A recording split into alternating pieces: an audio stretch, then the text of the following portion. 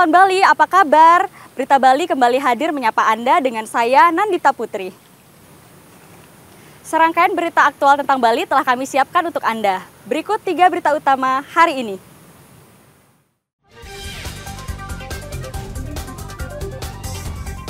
Bangunan rumah kios beserta isinya ludes terbakar di Karangasem.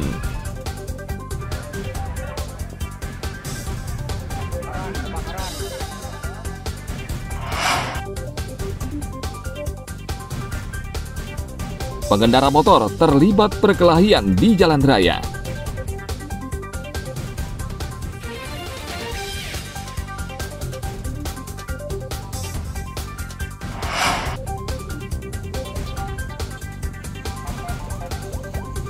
Polres Jemberana menyita belasan motor berknalpot brong.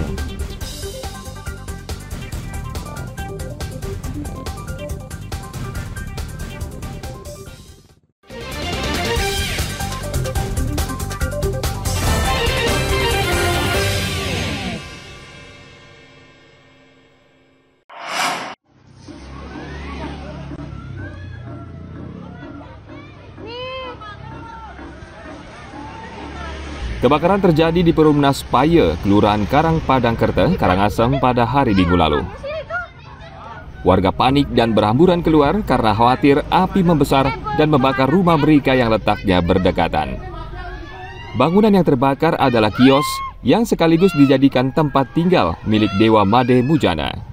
Warga sekitar berusaha memadamkan api agar tidak merembet ke rumah di sebelahnya, namun api malah semakin besar. Tidak kurang dari setengah jam, petugas pemadam tiba dan langsung memadamkan api sehingga tidak meluas. Pemilik bangunan Mujana sangat terpukul.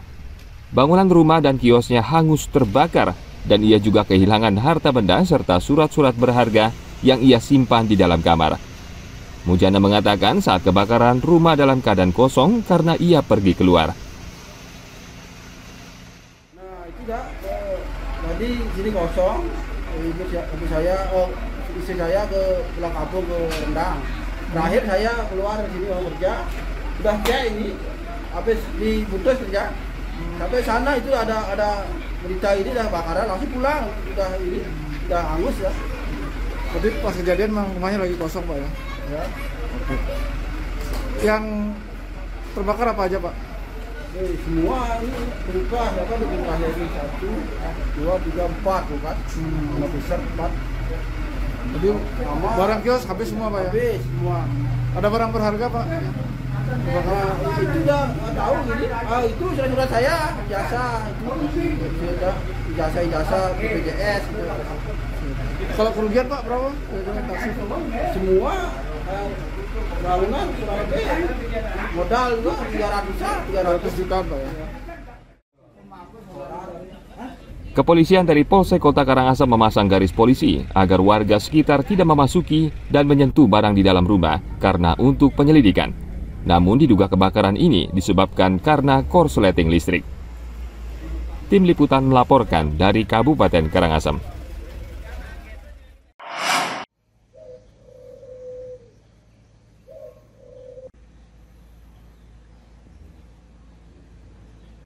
Rumah Wayan Santawan, warga di Desa Jugutan, Kecamatan Bebandem, Kabupaten Karangasem, rusak parah.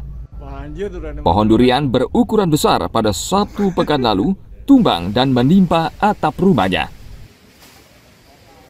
Wayan sebelumnya mendengar suara gemuruh angin sekitar 11 malam.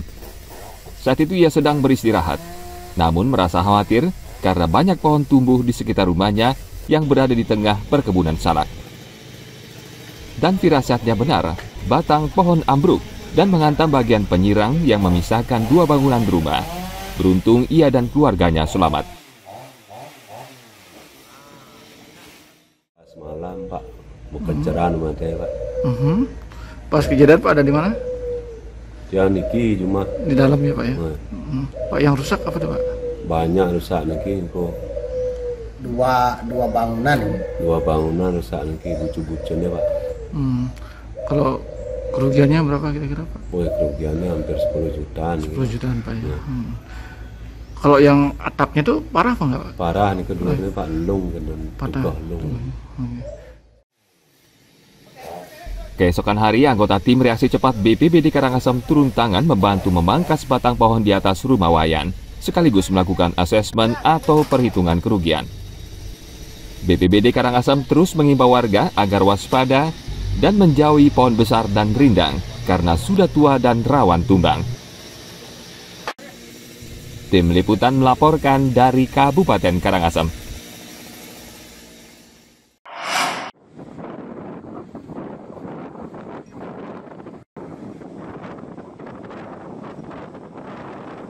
Angin kencang dan gelombang tinggi menciutkan nyali nelayan di pesisir pantai Jimbaran untuk mencari ikan di laut.